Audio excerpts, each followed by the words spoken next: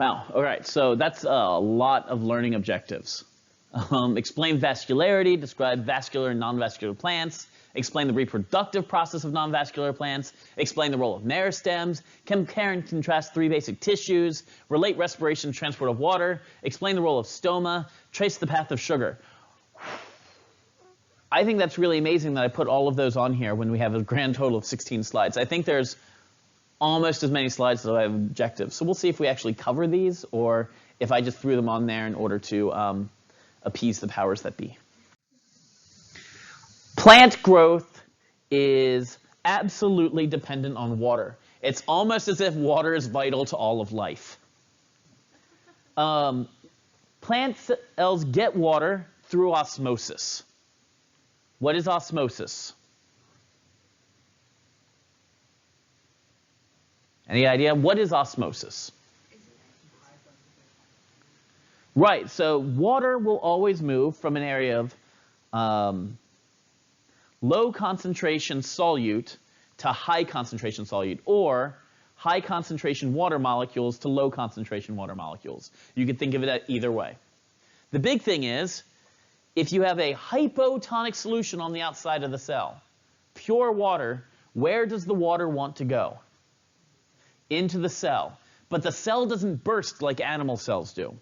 Why does the cell not burst? Why is it not lyse? Because of the freaking cell wall. It's just like with we talked about that with bacteria. We talked about it with fungus. Now we're talking about it with plants. Instead, that water comes in and pushes against the cell wall, creating pressure. Do you know what that pressure is called? Turgor pressure. So we got turgor pressure building up in there. The water is pushing against the sides of the cell wall. The cell will manufacture proteins. Those proteins and cell wall components get shipped to the cell wall via vesicles. What organ, man, this is all about Bio 101 today. What organelle is responsible for the secretion of molecules? Do I have it over there? Okay. So it creates vesicles, and it sends those vesicles out of the cell. It's not the vacuole.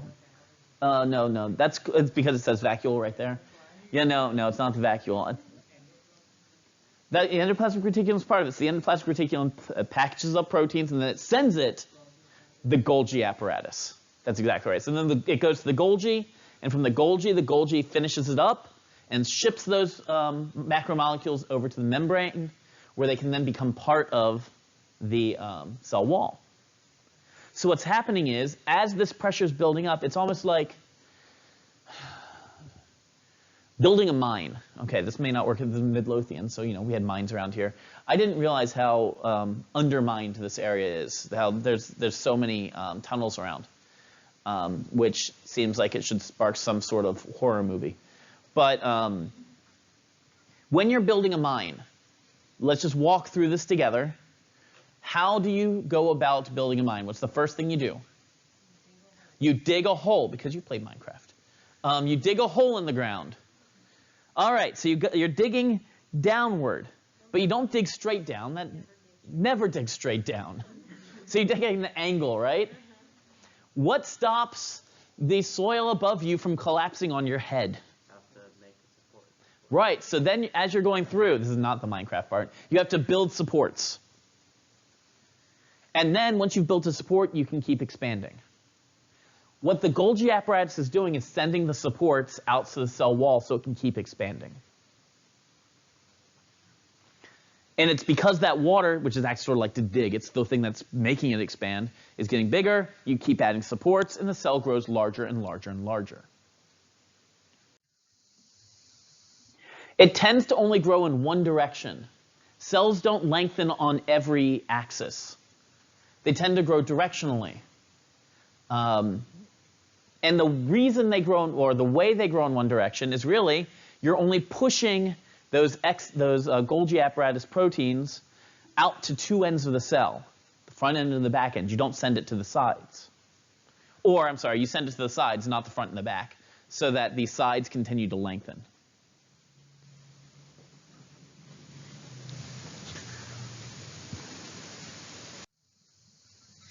This occurs, you have a lot of mitotic growth at the apical meristems and the lateral meristems. We talked about these last time. The apical meristem makes new cells, and then right behind that meristem, you have this zone of elongation where they get longer. Got a lot of growth at these buds. Apical buds at the top, lateral buds to the side.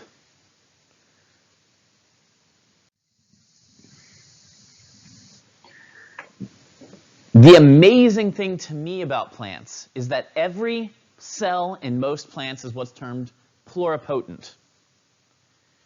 Pluripotency is the potential to create a new plant cell. That is, all plant cells can become cells of any type of cell within that plant.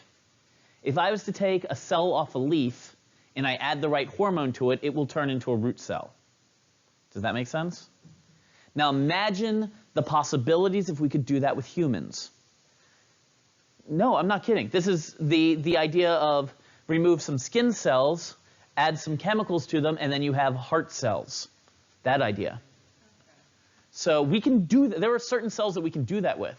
They're called pluripotent cells.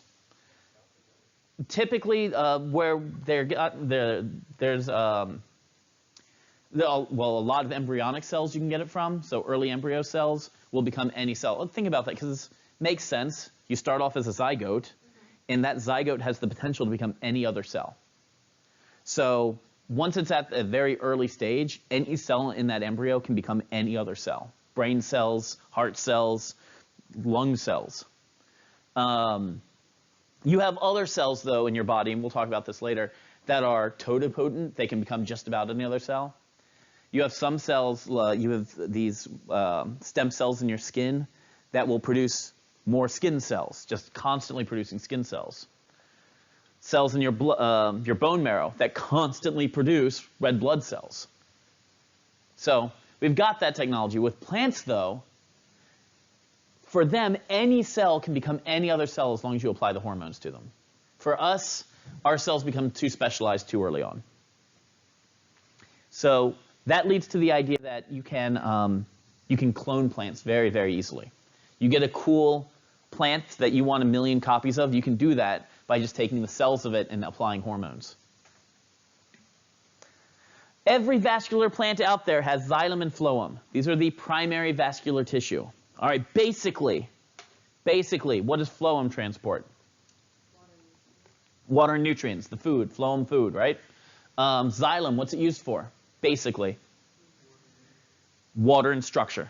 Structure's a big thing with xylem. So water does move through the xylem, but the xylem are especially important for structure. They're like straws in the plant, literally, because there's no cell walls separating them anymore. You'll also notice that they lack nuclei. If they're missing nuclei, how do they get proteins to survive?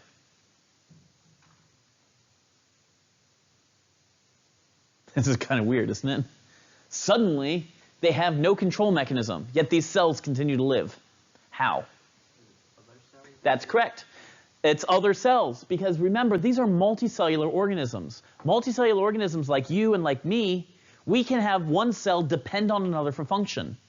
Your red blood cells have no nucleus, yet they still survive. They still have the proteins they need to work because other cells provide it. In these vascular tissues, they are called tracheids because they have those little pits in them, those little teeny tiny holes. And those holes are going to let food, and it's both with xylem and phloem, food and nutrients come out. It lets them diffuse through the rest of the plant.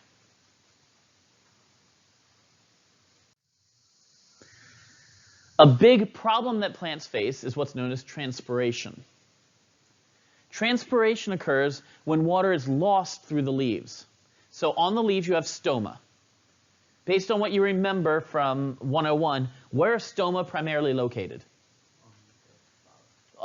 Definitely in what are those things called? In C3 plants, you've got them sitting on the bottom. They open up. When they open up, why do stoma open? What's the point? What's the reason they open for the good of the plant?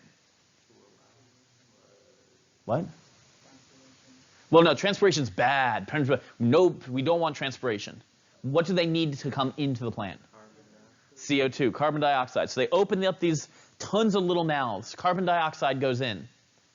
When the carbon dioxide goes in, oxygen leaves, which is fine for the plant. The plant doesn't need oxygen. Oxygen sort of messes it up. But at the same point, once those are open, water escapes through transpiration. For a lot of plants, especially in this wet climate that we live in, that doesn't matter, though, because they can always get more water. Where they draw water from? Where? The ground. Through their roots. Thanks. So water's going into the roots through the xylem, and it's being pulled through the cohesive nature of water. Water molecules hold on to each other. So as one is lost out of the stoma, it's pulling another one behind it. So in this environment, it's not a big issue. In a dry environment, it's a huge problem. You need to have some way to keep those stoma closed. What kind of plants, back to 101, what kind of plants have adapted to keep their stoma closed? So, C3 plants have them open an awful lot. C4 plants, yeah. And there's another type, I'm not sure if we talked about it. We did, but I forget So the name. there's the C4 plants that keep their stoma closed more often because they're able to use PEP carboxylase, so they're way more efficient. Do you guys remember CAM plants, C-A-M? Yeah. Like pineapples? Yeah. So CAM plants, they keep them closed pretty much all the time. They're like, nah, we'll just keep churning this into a different type of acid, it'll be cool. So plants have adapted to hold water in. Everything in plants is adapted to water. You need to keep water on the inside. If you don't, you die. We use water to move nutrients. They're dissolved in the phloem. They're moving organic molecules around via, this is a great word, symplastic movement. All that means is there's holes between the cells, and they can move from the cytosol of one cell to another instead of being transported in vesicles. It's almost like a little, imagine a river separated by a dam. These molecules can flow through the dam in one direction. So phloem is moving the nutrients. What's the big nutrient that plants want to move from throughout the plant? What is it that we always think of when we think of plants? Glucose, sugar. So we get sugar from point A to point B using this phloem. Oh, that was the slide I was looking for earlier about they're non-nucleated. They have no nucleus, so they depend on other cells for their proteins. So we're moving nutrients through the phloem. Sugar is built where? Where in the cell do you make sugar? I'm sorry, where in the plant do you make sugar? The leaves. But all of the plant cells need sugar to survive. So you're not just moving sugar from the leaf, I don't know, up to a fruit to make the fruit super sugary. You have to move it throughout the rest of the plant as well. And all of that is moved through the phloem. Heck, you might have to move sugar down to the roots in order to feed the fungus that you're mutually associated with. The movement of sugars from the source, the leaves, to a sugar sink, the fruit, anywhere you're depositing sugar, is called translocation. This explains how we're able to get these sugary structures on plants, how you're able to store sugar for the long term. Heck, if you're moving sugar down into a tuber in a potato, because God knows we love potatoes in this school, just because of all of the experiments you guys did on potatoes during 101, right? I think there was like 5 experiments with potatoes. It's because potatoes are cheap. Potatoes, you're moving sugar from the leaves down to the tuber, where it's going to then be stored as starch. That's all translocation. So in short, Xylem move food through the sap. Phloem move food via sap. Xylem are going to move water like a straw and also provide structural support.